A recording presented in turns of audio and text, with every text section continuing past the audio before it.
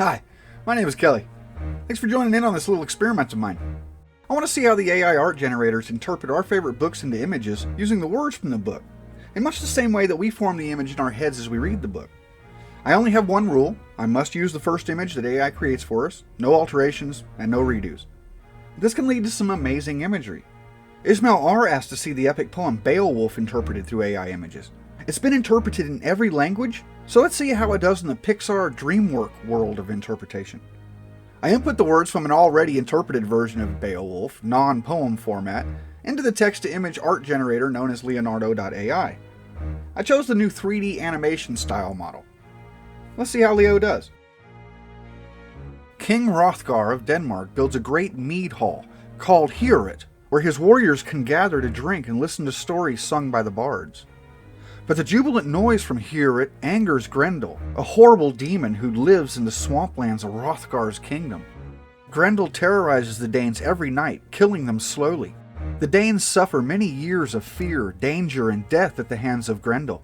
Eventually, however, a young Geatish warrior named Beowulf hears of Hrothgar's plight. Inspired by the challenge, Beowulf sails to Denmark with a small company of men, determined to defeat Grendel.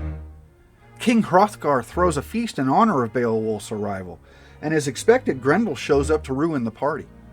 Beowulf fights him unarmed, proving himself stronger than the demon, who is terrified. As Grendel struggles to escape, Beowulf tears the monster's arm off. Mortally wounded, Grendel slinks back into the swamp to die. The severed arm is hung high in the mead hall as a trophy of victory. Grendel's mother, a swamp hag who lives in a desolate lake, comes to Heorot seeking revenge for her son's death. She murders Asher, one of Hrothgar's most trusted advisors, before slinking away. To avenge Asher's death, the company travels to the murky swamp, where Beowulf dives into the water and fights Grendel's mother in her underwater lair. He kills her with the sword forged for a giant, then, finding Grendel's corpse, decapitates it and brings the head as a prize to Hrothgar. The Danes are again overjoyed, and Beowulf's fame spreads across the kingdom. Beowulf departs after a sorrowful goodbye to Hrothgar, who has treated him like a son. He returns to Geatland, where he and his men are reunited with their king and queen, Hygelac and Hygd, to whom Beowulf recounts his adventures in Denmark. The Danish countryside is now purged of its treacherous monsters. In time, Beowulf ascends to the throne of the Geats. Through all of the stress of running a kingdom, he rules wisely for 50 years, bringing prosperity to Geatland. When Beowulf is an old man, however, a thief disturbs a mound where a great dragon lies guarding a hoard of treasure. Enraged, the dragon emerges from the burrow and begins unleashing fiery destruction upon the Geats. Sensing his own death approaching, Beowulf goes to fight the dragon. With the aid of Wiglaf, he succeeds in killing the beast, but at a heavy cost. The dragon bites Beowulf in the neck, and its fiery venom kills him moments after their encounter.